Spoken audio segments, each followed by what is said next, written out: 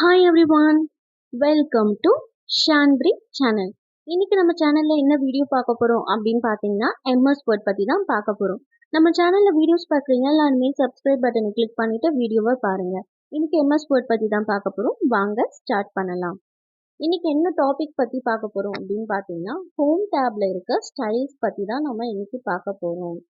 Okay, first styles. இங்க பாருங்க, already நான் இந்த பேஜுக்கு ஒரு பேராகிராஃப் நான் வச்சிருக்கேன். இப்போ பாருங்க, இந்த ஃபர்ஸ்ட் பேராகிராஃப்க்கு நான் ஒரு ஹெட்டிங் கொடுத்துருக்கேன். இன்ட்ரடக்ஷன் அப்படின்னு சொல்லிட்டு ஒரு ஹெட்டிங் நான் கொடுத்துக்கிறேன். அதே மாதிரி செகண்ட் பேராகிராஃப்க்கும் நான் ஒரு ஹெட்டிங் கொடுத்துக்கிறேன், டாக்குமெண்ட். அதே மாதிரி தேர்ட் பேராகிராஃப்க்கும் நான் ஒரு ஹெட்டிங் கொடுத்துக்கிறேன், தீம்ஸ்ன்னு சொல்லி நான் கொடுத்துருக்கேன். ஓகேவா? இப்போ நான் என்ன பண்ணுறேன் அப்படின்னு பார்த்தீங்கன்னா ஃபர்ஸ்ட் ஹெட்டிங் மட்டும் நான் இன்ட்ரடக்ஷனை செலக்ட் பண்ணிட்டு என்ன பண்ணுறேன்னா, இங்கே பாருங்க, இந்த ஸ்டைல்ஸில் நிறைய ஹெட்டிங்ஸ் இருக்கும். ஹெட்டிங் 1, ஹெட்டிங் 2, ஹெட்டிங் 3, ஹெட்டிங் 4 சொல்லிட்டு நிறைய ஹெட்டிங்ஸ் இருக்கும். நான் ஹெட்டிங் 1 நான் கிளிக் பண்ணுறேன்.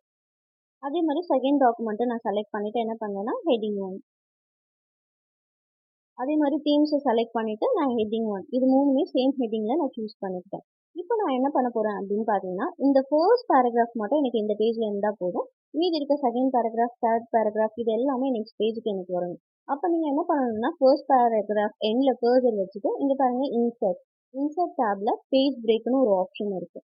இதை நீங்கள் கிளிக் பண்ணுற மாதிரி இருக்குது. இப்போ நான் கிளிக் பண்ணுறேன் பாருங்க, எனக்கு நெக்ஸ்ட் பேஜ்க்கு வந்துடுச்சு. இப்போ பாருங்கள், ஃபர்ஸ்ட் பேராகிராஃப் மட்டும்தான் எனக்கு ஃபர்ஸ்ட் பேஜில் இருக்குது.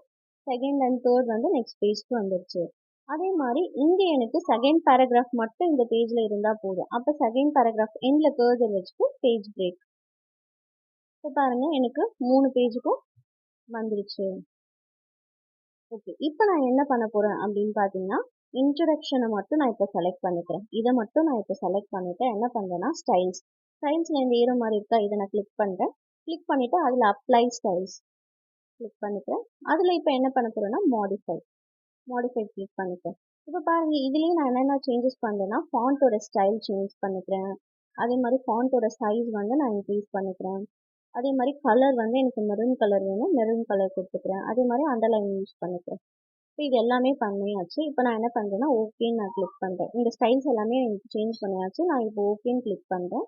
இப்போ பாருங்கள், நம்மளுக்கு அந்த ஸ்டைலில் இந்த ஹெட்டிங் மாறிடுச்சு. நம்ம என்னென்ன ஸ்டைல்ஸ் அப்ளை பண்ணுமோ அதே மாதிரி மாறிடுச்சு. இப்போ நீங்கள் சொல்லுங்கள், இப்போது இந்த இன்ட்ரடக்ஷன் மட்டும்தான் நான் செலக்ட் பண்ணி ஸ்டைல்ஸ் அப்ளை பண்ணேன்.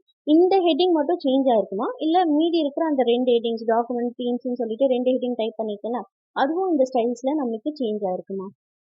இப்போ போய் நம்ம செக் பண்ணலாம். நான் ஸ்க்ரோல் பண்ணுறேன் பாருங்க, டாக்குமெண்ட்டும் அதே ஸ்டைலில் நம்மளுக்கு அப்ளை ஆயிருக்கு. அதே மாதிரி தேர்ட் ஒன் தீம்ஸ், அதுவும் பாருங்க நம்மளுக்கு ஃபர்ஸ்ட் இன்ட்ரடக்ஷன் என்ன ஸ்டைலில் நம்ம அப்ளை பண்ணுமோ அதே ஸ்டைலில் நம்மளுக்கு அப்ளை ஆயிருக்கு. பட் நம்ம இதெல்லாம் நம்ம செலக்ட் பண்ணவே இல்லை. பட் எப்படி இது எல்லாமே கலர் சேஞ்ச் ஆச்சு அப்படின்னு பார்த்தீங்கன்னா, இந்த ஸ்டைல் எதுக்காக நம்ம யூஸ் பண்ணுறோம் அப்படின்னு பார்த்தீங்கன்னா, இப்போ ஒரு 300 பேஜஸ் உள்ள ஒரு டாக்குமெண்ட் நீங்கள் டைப் பண்ணி வச்சுருக்கீங்க. எக்ஸாம்பிளுக்கு புக் எடுத்துக்கலாம். ஓகேவா? ஒரு புக்கு 300 பேஜஸ் இருக்குது. அந்த புக்கை நீங்கள் டைப் பண்ணி வச்சுருக்கீங்கன்னு வச்சுக்கோங்களேன். அந்த புக்கில் மெயின் ஹெட்டிங், சப் ஹெட்டிங் சொல்லிட்டு நிறைய ஹெட்டிங்ஸ் இருக்கும். அப்போது நீங்கள் மெயின் ஹெட்டிங் ஒரு கலரு, சப் ஹெட்டிங் ஒரு கலரு சொல்லிட்டு அந்த 300 பேஜஸில் இருக்க ஹெட்டிங்ஸ் எல்லாமே செலக்ட் பண்ணி ஒரு கலர் நீங்கள் கொடுக்க முடியுமா? அப்படி நீங்கள் கொடுத்தாலும் உங்களுக்கு ரொம்ப நேரம் ஆகுற மாதிரி இருக்கும், டைம் எடுக்கும், ஒரு நாள் ஃபுல்லாகவே ஆகிடும். அதுக்கு பதிலாக நீங்கள் என்ன பண்ணலாம் அப்படின்னு பார்த்தீங்கன்னா, மெயின் ஹெட்டிங், அந்த புக்கில் இருக்க மெயின் ஹெட்டிங் எல்லாமே நீங்கள் ஹெட்டிங் 1 ஹெட்டிங் 2 போட்டுட்டு ஒரு கலர் கொடுத்துக்கலாம்.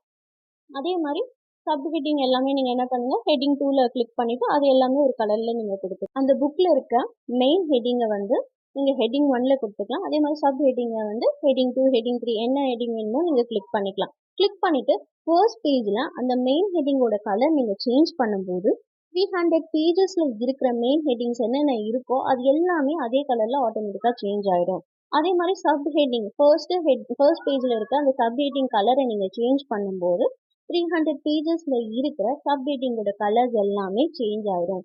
இதுக்காக தான் நம்ம ஸ்டைல்ஸ் யூஸ் பண்ணுறோம். இதுக்குன்ட்டு ஒரு வாட்டியும் நீங்கள் செலக்ட் பண்ணி கலர் கொடுக்கணும்னு அவசியம் கிடையாது.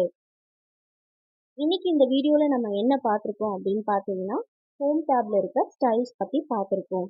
இந்த வீடியோ உங்களுக்கு பிடிச்சிருந்ததுன்னா ஷான்பிரி சேனலை லைக் பண்ணுங்க, ஷேர் பண்ணுங்க, கமெண்ட் பண்ணுங்க, சப்ஸ்கிரைப் பண்ணுங்க, மேலே இருக்க பெல் பட்டனை கிளிக் பண்ணுங்க.